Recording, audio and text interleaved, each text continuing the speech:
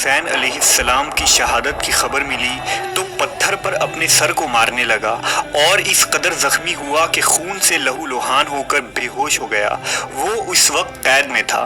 وہ افسوس کرنے لگا کہ اپنے امام کی مدد کے لیے کربلا نہ پہنچ سکا۔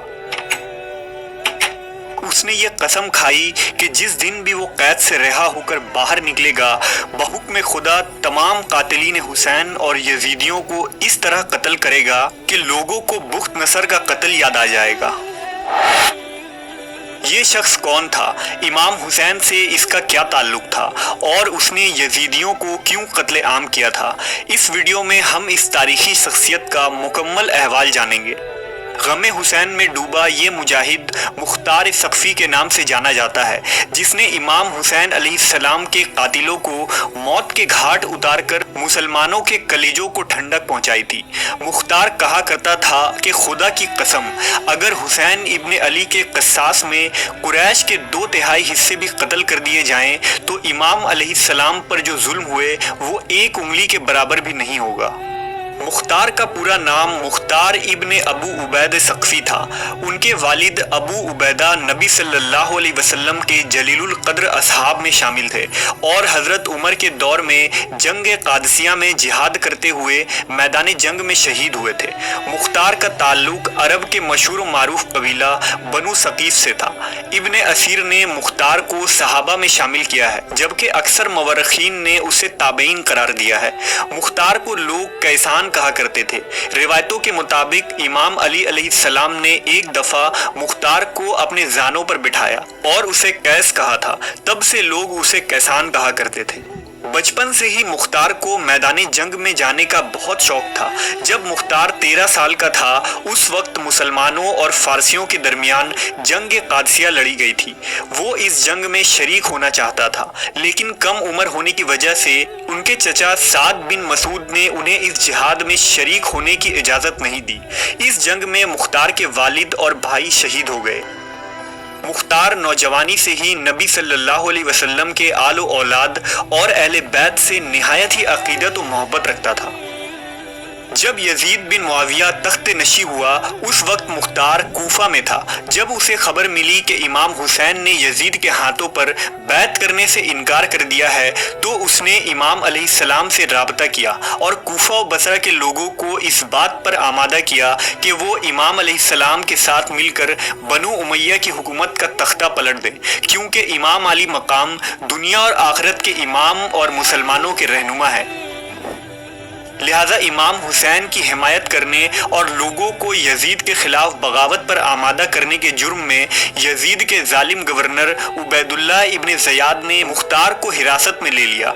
اسے 100 کوڑے لگائے اور ان کی ایک آنکھ کو زخمی کر کے قید میں ڈال دیا گیا۔ 10 محرم سن 61 ہجری کو امام حسین اور آپ کے ساتھیوں کو میدان کربلا میں بے رحمی کے ساتھ شہید کر دیا گیا اور آپ کے سر کو کاٹ کر ابن زیاد کے دربار میں پیش کیا گیا۔ ابن زیاد کے حکم سے مختار کو امام حسین کے سر کو دکھانے کے لیے دربار میں بلایا گیا۔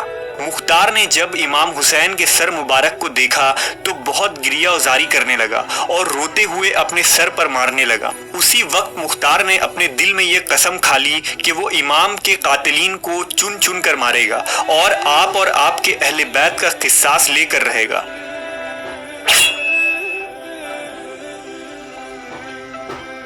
کچھ دنوں بعد ابن زیاد نے مختار کو قید سے رہا کر دیا اور اسے حکم دیا کہ وہ کوفہ سے باہر چلا جائے۔ مختار سقفی نے کوفہ کو خیر آباد کہا اور اپنے سینے میں دہکتے ہوئے بدلے کی آگ کو لے کر طائف چلا گیا۔ مختار نے بہت صبر اور حکمت سے کام لیا۔ اس نے پہلے اپنے تمام پرانے ساتھیوں کو جمع کرنا شروع کیا اور ایک چھوٹی سی فوج بنائی۔ مختار نے اپنے پرانے ساتھی ابراہیم ابن مالک اشتر کو بھی اپنے ساتھ ملا لیا، جو حضرت علی کے جانثار سپاہی مالک اشتر کا بیٹا تھا اور اہل بیت رسول سے بے پناہ محبت رکھتا تھا۔ ابراہیم کے پاس بھی چھوٹی سی لشکر تھی جسے مختار نے اپنے فوج میں ملحق کر دیا۔ اس کے بعد مختار نے اجمیوں، ایرانیوں اور موالیوں کو اپنے فوج میں شامل ہونے کی دعوت دی۔ یہ لوگ دراصل بنو امیہ کے ظلم اور عربی و اجمی تفریق سے پریشان تھے، لہٰذا وہ اجمی اور موالی جو اہل بیت رسول کے شیعہ تھے مختار کے ساتھ ہو گئے۔ رفتہ رفتہ مختار کی طاقت میں مزید اضافہ ہو گیا۔ مختار کے رگوں میں خون کی طرح دوڑتی اہل بیت سے محبت اسے بار بار حسین ابن علی کی شہادت یاد دلا رہی تھی۔ مختار اب قیام کے لیے تیار تھا۔ مختار نے اللہ رب العزت کے دربار میں دعا کی کہ اسے تب تک موت نہ آئے جب تک وہ ایک ایک یزیدیوں کو قتل کر کے ان کے ناپاک وجود سے اس زمین کو پاک نہ کر دے۔ مختار نے سن 63 ہجری میں سب سے پہلے کوفہ پر حملہ کیا۔ اس وقت عبداللہ ابن زبیر نے عبداللہ ابن مطیع کو کوفہ کا گورنر مقرر کیا تھا۔ مختار نے اس سے جنگ کیا اور کوفہ پر اپنی حکومت قائم کر لی۔ 66 ہجری میں مختار نے اعلان کیا کہ وہ امام حسین اور آپ کے اصحاب کے خون کا بدلہ لے گا، لہذا کوفہ کے شیعہ بھی مختار کے ساتھ ہو گئے۔ امیر مختار ثقفی نے اپنے دربار میں ایک شخص کو مقرر کیا تھا جس نے ان لوگوں کی ایک لسٹ بنائی جو میدان کربلا میں یزیدی لشکر میں شامل تھے اور جنہوں نے امام علی مقام کے قافلے پر حملہ کر کے انہیں شہید کیا تھا۔ اس فہرست میں جتنے لوگ بھی شامل تھے مختار نے ان تمام لوگوں کو تلاش کروایا اور انہیں قتل کرنا شروع کیا، جن میں شمر، خولی، عمرو بن سعد شامل تھا۔ کہتے ہیں کہ جب مختار ان قاتلین کو پکڑتا تو ان سے پوچھتا کہ کربلا کے میدان میں تم نے امام حسین پر کیسے کیسے ظلم کیے تھے۔ وہ پوری داستان سناتا اور مختار اس داستان کو سن کر زارو قطار روتا تھا۔ سن 67 ہجری میں مختار کے سپہ سالار اور ساتھی ابراہیم اشتر نے عراق کے مقام موصل پر ابن زیاد سے جنگ کر کے اسے بھی قتل کر ڈالا۔ ابن زیاد وہی شخص تھا جس نے امام حسین کے کٹے ہوئے سر مبارک پر چھڑیاں مار کر بے حرمتی کی تھی، لہٰذا مختار نے ابن زیاد کے کٹے ہوئے سر کو کوفہ بھیجنے کا حکم دیا اور بالکل اسی مقام پر اس کے سر کو رکھا جہاں اس نے امام حسین کا سر رکھا تھا۔